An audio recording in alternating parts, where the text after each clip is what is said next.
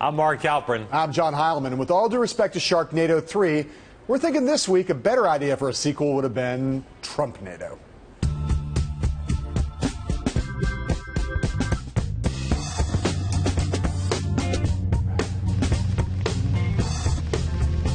Happy National Panucci Fudge Day, sports fans. In our 90s throwback movie list tonight, Forrest Trump, Saving Private Rick Santorum, and The Parenthood Trap. But first, the usual suspects. In a new Quinnipiac poll, Hillary Clinton is behind Jeb Bush, Scott Walker, and Marco Rubio in head-to-head matchups in 3 key swing states: Colorado, Iowa, and Virginia.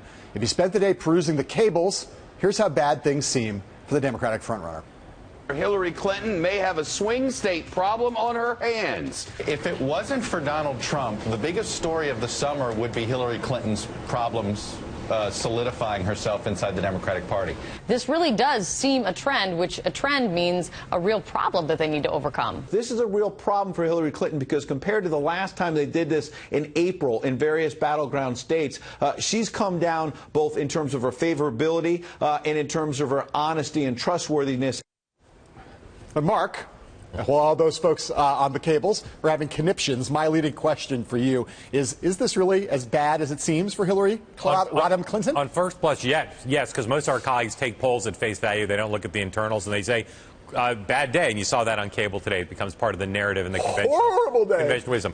Our colleague Ken Goldstein looked at the numbers and found that the way the makeup of the electorate in this polling, too heavily Republican, more like a midterm electorate than a presidential. In Colorado, not enough Hispanics. But it's clear, and you can get this from Democratic polling, private polling too, her numbers have taken a hit, and this shows that people can beat her. And the Republicans need to feel like they can pick somebody who can beat her to win.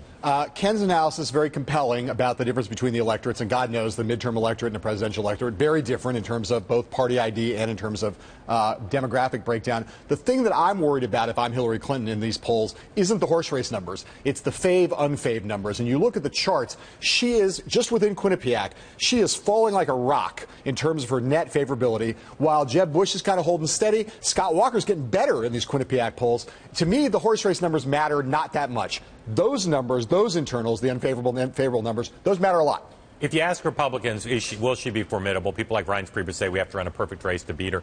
The fact is, she is vulnerable. But as I said, Republicans want to feel like she's beatable, not like they have to draw an inside straight to beat her. If they can compete in those 3 You mean states, they should want to feel that way? Well, that's, in order they to have the right psychology going into it. It's the psychology of it. They have to feel like she can be beaten. There's still some Republicans out there who are worried that even their strongest nominee might have trouble beating her because of demographics. And these are 3. Iowa's not a diverse demographic state, but the other 2 have diversity in them. I mean, look, you look at those demographics, you look at that big blue electoral college wall. You know, there's just a lot of states you got to claw back from the Obama column to win. It's going to be hard against anybody. And it'll panic Democrats if they think she's the wrong horse to bet on. Right now, they like her. Another day, another cycle of 24-hour Donald. This time, though, the video du jour, Donald derivative, comes from Lindsey Graham, a victim yesterday, as you know, of involuntary phone number release. Graham's video setting the tone. Here he is in his quest, a variety of ways to destroy his ruined mobile. All right. Rick Perry took a more medical approach to the situation in a speech today in Washington. He offers a barking carnival act that can best be described as Trumpism. A toxic mix of demagoguery and mean-spiritedness and nonsense that will lead the Republican Party to perdition if pursued. Let no one be mistaken. Donald Trump's candidacy is a cancer on conservatism, and it must be clearly diagnosed, excised, and discarded. All this Trump attention comes as he prepares to visit the U.S.-Mexico border tomorrow, with a lot of media in tow. And this afternoon, CNN released a clip from Trump's new interview with Anderson Cooper, in which Donald claimed that he would, quote, change his tone as POTUS. He also took additional shots at Graham and Perry. Lots of attention on Trump, and that Anderson Cooper interview is sure to get attention going forward. John, all this focus on Trump, Trump's rise in the polls, amongst the other presidential candidates on the Republican side, who's it good for, who's it bad for? Well, let's start with Rick Perry as a winner, right? First of all, because he got to use the word perdition in his speech, and he also, instead of talking about a carnival barker, talked about a barking carnival act. I love that language. But look, he's on the bubble in terms of making it into the debate. Attacking Trump right now, if you're where he is, which is just right at like number 9 or number 10, it's good for him in terms of national coverage. He's getting coverage for this, national coverage, good for Perry. Good for him in terms of the debate. It's also good for Jeb Bush because he is the front runner, and as long as the front runner is protected, he's in solid shape.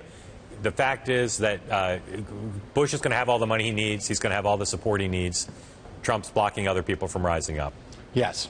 Who's a loser? Who's a loser? John Kasich. And all the other reasonable Republicans, but a guy like John Kasich, who's not, just supposed to get that big announcement bump. We'll see whether he gets it in the polls. But yesterday, just like everybody else, blotted out from his announcement speech yesterday. Got almost no bump in it in the national media. We'll see if he can fight through it. Loser, Jeb Bush. Yeah. Jeb Bush is also a loser because the main reason I think Trump is succeeding right now, or not the main reason, but our reason is people don't want a Bush-Clinton matchup. They don't want the two royal families. And I think Trump is stoking this anti-establishment sentiment that is Bush's biggest worry. And even if Trump doesn't eventually be the one who goes after Bush or succeeds in going after Bush on it, I think it does lead other candidates and the populace at large to focus on this notion. And I believe that Trump will be emboldened, even if he goes down, to start running negative ads against Jeb Bush. I'll give you another loser right now, a strange loser. I think Rupert Murdoch is losing this battle right now. He's not a presidential candidate. Well, he's not a presidential candidate, but he's more powerful than any presidential candidate. Look at him. He's battling. Roger Ailes is basically giving Rupert Murdoch the finger. Rupert Murdoch does not want Trump coverage, pro-Trump coverage on Fox. Roger Ailes is basically saying, I'm doing what I want to do, according to the New York Times and others. I think that's a little bit the proof is in the pudding. Finger in the eye to Rupert Murdoch. The Fox coverage is pretty pro-Trump. Not as much as it used to be, but it's still pretty pro-Trump. Pretty pro-Trump, absolutely. Okay. Today, the New York Times front page profiled the anti-abortion activist who claims that hidden video footage shows people who work for Planned Parenthood talking about the sale of tissue from aborted fetuses. Rifle through that newspaper, and you'll find elsewhere a typical gray lady editorial that says the videos are edited deceptively and dishonestly. Republicans are jumping all over this, while Democrats are not saying much at all. Mark, what do you think will be the effect of the Planned Parenthood issue in 2016? Two things. One is the media almost never sides with conservatives and pro-life people on stories. On this one, the media coverage is much more balanced than it normally is, as evidenced by a front-page New York Times story, sympathetic profile of the guy behind this. The other thing is, within that story, it says they have a lot more videos. Sophisticated opposition research people hold back good stuff, put out less good stuff, get a little bit splash, and then come boom with more. My sense is they've got more, and that means this is going to continue to be a discussion with Republicans on offense, Democrats on the defense. You don't normally see that on life issues. I got to say, I don't disagree really with anything you said, except for the basic takeaway.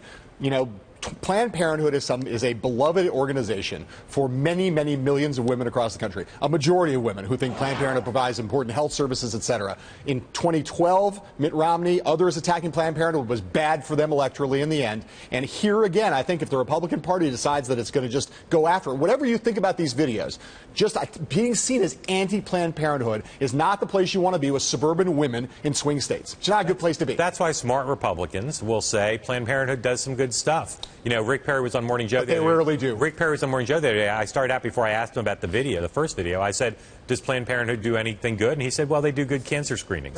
Right. They've got to not demonize Planned Parenthood, but that doesn't mean they can't, if they're sophisticated, talk about this issue in a way that, again, as evidenced by the fact that the media is being sympathetic, clearly strikes a chord with a lot of Americans. They have not shown, in general, a lot of, in the past at least, a lot of sophistication in talking about women's health issues. And I think that's the risk, right? Especially as in this wild and woolly, Wild West kind of atmosphere of the Republican primary, is that the rhetoric, as it did in 2012, just got pulled further and further to the right, and then you had dangerous territory, all subtlety and nuance gone. As we saw with the debate over late-term abortion, some people call it partial birth abortion back in the 90s. Right. Republicans, if they talk about these issues in a sophisticated way, in a nuanced way, can draw in support rather than what happens when you attack Planned Parenthood. Right. All right, coming up, the former senator from Pennsylvania, Rick Santorum, who's also a presidential candidate, and what the hey, a game of bags, after this word from our sponsors.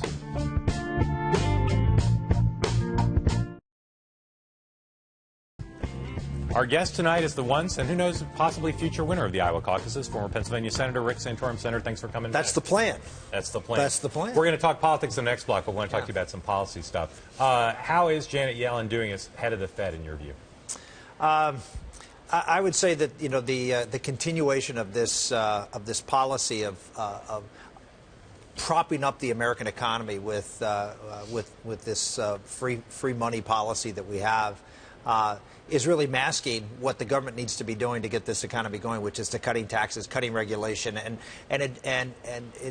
the economy is not going to go anywhere until we have economic reform on the fiscal side, economic reform on the tax side, and that's going to continue. I'm hopeful. I'm hopeful they just begin to change the policy and force Washington to get their act together. So President Santorum would definitely not, or maybe reappoint Janet Yellen to another term as head of the Fed. I'm not going to make. What? This could be her. Wait a minute. This is like two interviews in a row. And in fact, John and I were just talking about the last time I was on this show. We get a lot of calls here. I guess so. All right, definitely yes. Burned me last definitely yes, definitely no, or maybe reappoint. I would say unlikely to reappoint. Unlikely. So maybe. Last question on the Fed. What kind of person, or name a specific person who you would want to see on the Fed? Yeah, I've met with a few Fed governors over the last couple of years, and the one who I've found myself aligning with more is Mr. Fisher from Dallas. Smart guy. I think he's a really smart guy, and we've had some very interesting conversations, and I think he's got a pretty good handle on some of the problems that are confronting us. Now that all you guys are into the race, guys and gals are into the race, we're starting to get actual policy proposals, and people are talking about economic policy, tax plans. Marco Rubio put out a tax plan that's gotten some degree of comment, criticism, praise in different quarters. I'm going to look at my notes just to make sure I get it right. Two brackets, 15% for joint filers earning $150,000 or less, and a second at 35%. Also gets rid of tax on capital gains and dividends. What do you think about that plan? There's some things I like about it. Last time around, I put forth a two-tier tax. This time around, we're going to put forth a flat tax. I think it's much more pro-growth. I think it adds. We can do some things to make sure that it doesn't impact middle-income Americans, but in fact creates a much more dynamic pro-growth environment. I don't like the idea of getting rid of capital gains tax. I like having taxes not weighted toward capital against labor, because I think what we'll end up with is a lot more investment in capital and a lot less investment in people, and I don't think that's necessarily a good thing. So our tax plan will have the same rate of taxation on capital gains, same rate of taxation on corporations, same rate of taxation on individuals, so there aren't games played between the two. Like to tell us what that rate's going to be? We're working on it right now. I've been playing around with the Tax Foundation, which is a group that I've been working with actually now about 3 or 4 months, tinkering to try to get it to where it works, where I feel comfortable with it, and we're not quite there yet. And you think there's a way to do that will not be bad for working class? No, I'm going to be very clear about it. We're going to make sure that it stimulates wage growth. Very important for me. I mean, that's one of the numbers I'm looking at. What kind of wage growth are we going to get? Obviously, GDP growth, another big deal. Job creation, another big deal. And then making sure that, looking at it from a dynamic point of view, that it doesn't add to the deficit. And so those are the things we're working on. And then finally, making sure that when you break it out by income, that we're not causing income taxes to go up on any particular group. I want to show you something that Democratic candidate Martin O'Malley said to us on Friday, aired on Monday, about ISIS, and see what you think of it. One of the things that preceded the failure of the nation state of Syria and the rise of ISIS was the effect of climate change and the mega drought that affected that region, wiped out farmers, drove people to cities, created a humanitarian crisis that created the symptoms, or rather the conditions of extreme poverty that has led now to the rise of ISIL and this extreme violence. So he's saying global climate change led to ISIS. What do you think of that? I just find that remarkable that anyone would actually make a credible claim that that's the case. The fact of the matter is that we've seen these demographic trends go on in America and every other sector of any other place in the globe, of people coming to the cities, not because of climate change. It's because that's where the opportunities are, just like New York continues to grow for that reason. So to suggest that ISIS was created because of climate change is a disconnection from reality. The same disconnection that Hillary Clinton says when she says it's the most, the greatest national security threat is climate change, when we're about to give Iran a nuclear weapon, and a country that is out there saying they want to roll over the United States, they want to wipe Israel off the face of the earth. They basically laid out very clearly what they are going to do, what their plan is, and we continue to ignore that reality, think that somehow they're going to be a partner in peace, while the rest of the region is going apoplectic because we have now armed, in the most dangerous possible way, a theocracy that is more concerned about the hereafter than they are about the here and now. But I got to just stick with this for 1 second. There have been a couple of reports today about the fact that the Pentagon and others, the National Academy of Sciences, others have actually written about this question, about the link between climate change, drought, and what happened in the Middle East. Are you familiar with those studies and with the actual science on this? Again, I would just suggest that radical Islam, tying radical Islam and the creation of radical Islam to climate change, when ISIS was created because Barack Obama pulled troops out and allowed Iran to have undue influence, establishing a Shia-led government where Sunnis rejected rejected them and their ability to participate in that government, and Al-Qaeda in Iraq, not tough enough, so ISIS rose as a result of that. The idea that has anything to do with drought is, again, a denial of what radical Islam is all about. It's not about climate. It's not about Israel. It is about a fundamental ideology that disagrees vehemently, violently with what America stands for and who we are. We're going to be right back with what Karen Santorum asks for every day. More Rick Santorum. As promised, some bags after this word from our sponsors.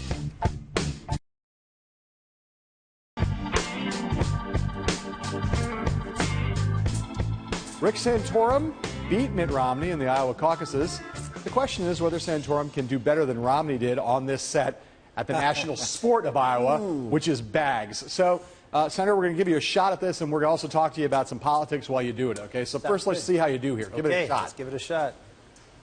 Whoa! Give it to me. A hole in one. Come on, there you go. You might want to just stand pat with that. Okay, thank you all very much. Good night, good luck. Let's go now, back. You did practice during the break, let's be clear. I threw 2 bags. I know, I'm kidding. That was awesome. Man, all right, incredible. Go ahead, John. We can start questioning. Here's my question for you, okay? We're living in a weird moment in our politics right now with Donald Trump dominating everything. What does it say about American culture and society and the media that Donald Trump can basically blot out the sun for all of the rest of y'all who are trying to become president? Look, I think people are angry. I mean, they're whoa. You've done this before? It's been a long time. Okay. Go ahead and toss, Senator. Talk and toss. Yeah. No, I would say that people are angry. People are legitimately angry about, how government is not responding to their concerns, and how the media is covering for a lot of bad behavior in Washington, D.C., not getting to the core of the problem, not talking about the big issues that are confronting ordinary citizens. And Trump has hit on that. He's hit on it. Oh, my God, he did it 2 out of 3. again. How about that? Ringer. Again. Let me ask you this, and I'm going to ask you to name names. I suspect you won't. But what you run before, you're running against mostly people who have what mistakes? I disrupted you. I was almost ready to step on the senator. What mistakes have you seen first-time candidates make this cycle? You're like, man, if that person run before, they wouldn't be doing that. Name names if you want, otherwise don't. No, look, I think people, and I think you're seeing it right now. Congratulations, good job. I'm one behind. I think people are investing too much time and energy. I see people running ads right now to try to get on debates. And look, maybe that's important, but what I know is that last time around we had I'm sorry. Last time around we had people come in at this point in time who are won the straw poll and came in with tens of millions of dollars, were at the top of the polls, and neither of them ended up with any delegates. You can lose an election in July, but you're not going to win an election in July. And the idea of not looking at more of a long-term view, I think, is not going to be wise politics, in my opinion. What are you going to be? And that's what we do. We look at the long-term. rigor. Last time you were here, we talked about this debate question a little bit, like what and what you might do. You said at that time you had some alternatives, some ideas about what would happen if you didn't make the stage of the first debate. What are some of those alternatives? Other ways you might go about trying to get that kind of exposure? Look, I'm here. I'm serious. I mean, we're going to participate. Playing bags will probably rise you a We're going to participate in every opportunity to get out there. And the bottom line is the first election is the one that matters. That's in Iowa. And so I'm going to, for the next 2 weeks, I'll probably be in Iowa about 12, 13 days. And we're going to continue to work hard in getting the vote of the people of Iowa. Because in the end, what happens is you folks all talk, everybody in New York or whatever wants to give their opinion, but in the end, the people of Iowa make this decision, and they're going to be testing the candidates. They're going to be kicking the tires, and we're going to be out there getting kicked. So are you saying it's basically irrelevant being in that debate, that first debate in Cleveland in 2 weeks? If you look at any of the debates, try to slide that one in. If you look at any of the debates, very few people surged because of the debates, but a lot of people lost the election because of the debate. And so there's as much good that can happen as bad that can happen. Gingrich did pretty well in the debate. He did. And right before the South Carolina primary, he had a good debate, and that helped. It's been like 3 minutes since you've been asked a Trump question, so let me ask you this. You visited with him several times, right? Over the years. I've gotten to know him a little bit over the last couple of years. So let's focus on the positive, because this is America. What do you like about him when you visited with him? What's appealing? What's appealing about his personality? You're winning this game. I mean, he's an entertaining personality. He's fun to listen to. I mean, and he's accomplished a lot in his life. I mean, he's done a lot of things. He is fun to be with. And he's entertaining. Yeah. He's entertaining to be with. I think we have a little different personality and a little different perspective on a lot of issues, but. You ever taken your kids up to see him? Actually, my daughter, who's here with me right now, Sarah Maria, who's over here. If she were Mike, I'd ask her what she thought of Mr. Trump. I think she and Donald actually hit it off pretty well. He's great with younger people. He was very engaging of her and very kind to her. If you're a dad and someone's nice to your kids, I mean, okay. Who happens to be a billionaire? Not for but if someone's nice to your children, obviously that endears you to that person, and that's what it was with me and Donald. Is he, yes or no, qualified to be president of the United States? I've been asked that question about everybody who's ever even thought about running for president. I give the same, but I give the same answer. The American public decides who's qualified and who's not. My opinion is really no more important than anybody else, any other voter's opinion as to who's. The race will let that sort out. Reigning Iowa champion, reigning bags champion. Rick 3. Santorum, You are by the way, you are a member of the American public, so you could have an opinion on that question. By the way, Rick Santorum, thank you very much. We'll be right back. Well, thank you for that. I appreciate being here. I am still a little gobsmacked by Rick Santorum scoring a hole-in-one, if only you were a golfer. Tomorrow, we got Dan Senor, the great Dan Senor. We're only on the tube half an hour a day, but we're live 24/7 on BloombergPolitics.com. Remember, 5 and 8. Watch us until tomorrow. Sayonara.